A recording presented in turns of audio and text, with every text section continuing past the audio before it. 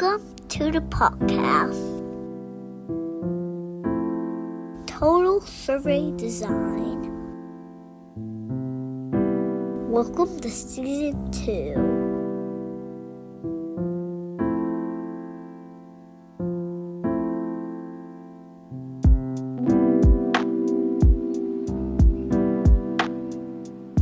Hello everyone, welcome back to the Total Survey Design podcast.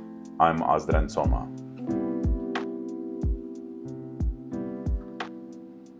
You know, it's been a while since I last recorded one of these episodes, and I decided to open this Microsoft Word document up where I work on my scripts. And before I had a chance to start working on anything, I was solicited with an impromptu survey by Microsoft. The survey was titled, Feedback to Microsoft. The first question asked, how likely are you to recommend Word to others, if asked? I have a lot to say about the structure of this question. I will go through my critique in a bit, but first I wanted to preface this episode by saying that I'm actually a big fan of Microsoft. Sure, the company has had some issues over the years, but there is no denying the massive impact the company has had on introducing personal computers to homes and businesses throughout the world. I'm one of the few people who absolutely loves Microsoft Excel. I fight people over it. I've been using Microsoft products even before they introduced Windows. They have so many great products, which I believe can be improved through good survey design. So, moving along, here are some issues that I noticed in the survey I was prompted with today. And again, I want to restate the first question once more for you listeners. How likely are you to recommend Word to others if asked? The first observation that pops into my mind is that the question is not balanced. It is asking how likely you are to recommend Word, but not how unlikely. It is already introducing directional bias, causing the results to lean towards the likely side of the scale. If Microsoft wanted to get more precise data, a better phrasing would be balanced, and would sound something like this. How likely or unlikely are you to recommend Word to others? In general, question phrasing should avoid leaning language, and should include both positive and negative poles when formulating questions. Some might be skeptical whether the inclusion of balanced phrasing really makes a difference to the outcome. But experiments have been conducted where the exact same question was asked, where one group received a question with only positive suggestions, and the other received both positive and negative, both the do you agree or disagree. And results show that there is a measurable difference in influence by the biased phrasing of questions. In other words, if you ask a question in a way that implies you are looking for a positive response by not including the possibility of a negative response, responses will lean more towards the positive side of the scale. The leaning might be small, and it might not make a big difference to your survey, but if you are interested in reducing total survey error, in other words, if your goal is to get data that best and most accurately represents the opinions of your target population, your goal ought to be to reduce all forms of error whenever possible. Then they have the second part of the question, which conditions the recommendation on whether they were asked. And again, to restate the original question, the first question in the survey asks, how likely are you to recommend Word to others if asked? And then this is where I would say, if they were asked what? To recommend word processing programs? If they were asked their opinion on Word? Or if they were asked advice on computer programs to purchase? It's a bit strange to me. What would be the difference if the if asked part was not included in the original question?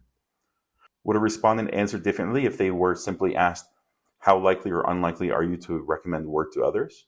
Versus if they were also asked at the end the if asked part. While this may seem like a stylistic critique, it is important to avoid vague and unnecessary qualifiers in questions. The other main issue that I have with this question is the question response stem. There are several issues actually. The response options scale ranges from 5 to 1, where 5 is very likely and 1 is very unlikely, except that 2, 3, and 4 are not labeled. The response options are presented vertically, so there was plenty of space to have written out what 2, 3, and 4 represent, but they are left blank. Instead of letting the respondent do the guesswork as to what 2, 3, and 4 represent, the survey designer ought to write in what they want those values to represent. And while it is true that our minds automatically build a scale to fill in the gaps, and we know that the middle number will be something in between likely and unlikely, it is still important to reduce the cognitive burden on the respondent as much as possible. There's also another issue with the difference between 5, which is very likely, and 4, which is that what 4 represents is a bit unclear. Is 4 just likely or somewhat likely? 4 is the value between 5 and 3, which 3 is the neutral value. Therefore, one would assume that 4 is the value of likely that was originally asked about in the question. But then if 4 is simply likely, does that make very likely twice as important or twice the value of likely? If the neutral number is 3, then mathematically 5 is twice the distance that 4 is. My suspicion would be that without proper labels, the lack of label clarity can reduce measurement reliability and increase variability not attributable to the construct being measured. In other words, you might see more of a bunching up of data around 3 or 4 value, instead of a more normally distributed set of data. Another thought related to the response options. Do we even need a 5-point scale here? If the purpose of the question is to broadly categorize people into likely, neutral, or unlikely to recommend the product, why not just use those 3 options? Or, if the scale really needs the granularity, I suggest that researchers consider expanding it to 7 points for finer distinctions. Now, within the survey itself, below the scale is an open-ended follow-up. The follow-up reads, "Please tell us more. Why did you choose that answer?" That's fine, but even this question could be tightened. Why did you choose that answer alone without the "please tell us more" in the beginning is clear and sufficient. The "please tell us more" part is redundant. And while I do like the politeness of it, in my opinion, I would lean towards having a cleaner, clearer, and more tightly written question. The next issue that I have with the survey has to do with the consent to contact the respondents. Underneath the open-ended question, there's a checkbox with the phrase, "You can contact me about this feedback," which itself is a bit vague. Why would somebody want to contact the respondent about feedback for a survey? Are you just going to ask a follow-up question via email? Or do they want to set up a phone interview? Or what? Honestly, if it was just a follow-up survey with 2 additional questions, I would check the box. But then why not just design the survey with additional questions popping up in the next page? In other words, checking the box to me seems like it's going to be a lot more work, and I personally feel less likely to want to click it. But I suspect this is true for many users. And one method of reducing dropout is by disclosing the purpose of a follow-up, as well as providing an estimation of the burden of participating in the follow-up. In other words, if you want more people to click the checkbox to follow up with this survey, just make it clear to them how long will the follow-up take, how much will it burden them, what will it require of them. Then, underneath the checkbox, there's a text that says, "Add email address." My issue here is that you have to be signed into Word to use the program. I'm assuming that Microsoft already knows my email address. Therefore, why are they even asking me to do the work of writing in the email address? Or why not, when clicking the checkbox, for those that click the checkbox, the survey provides the email of the user and suggests that if they want to be contacted at another email address, they could enter one.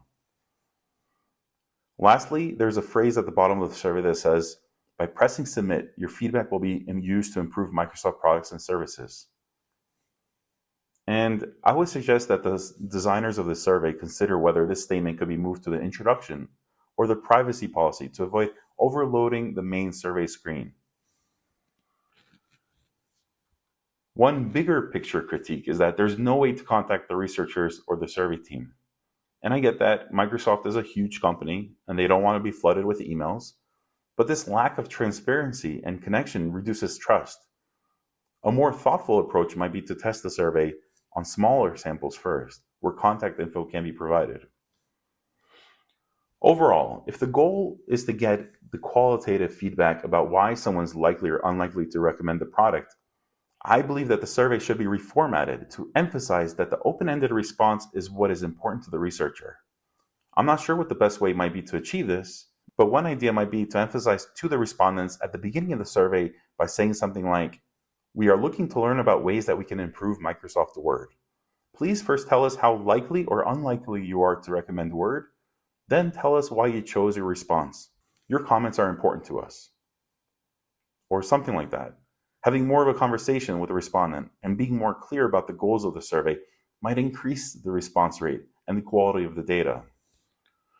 But again, as the tailored design method dictates, part of the process of survey design is pre-testing, fielding the survey, testing it, and making appropriate adjustments.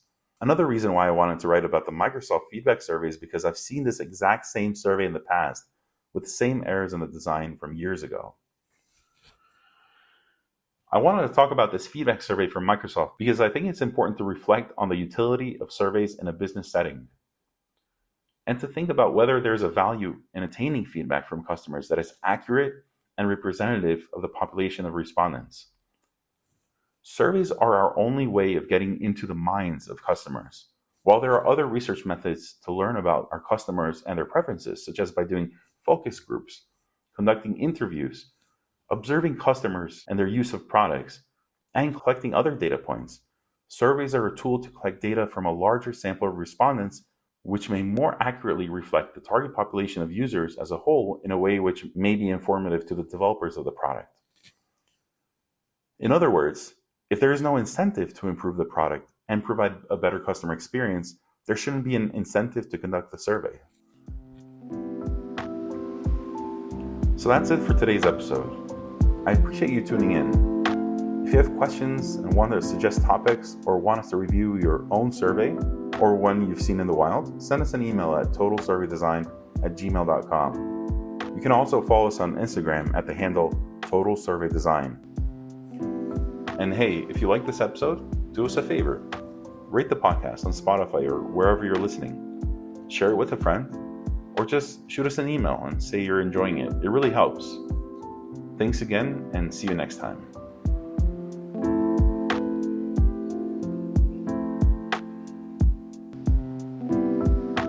Don't forget to subscribe.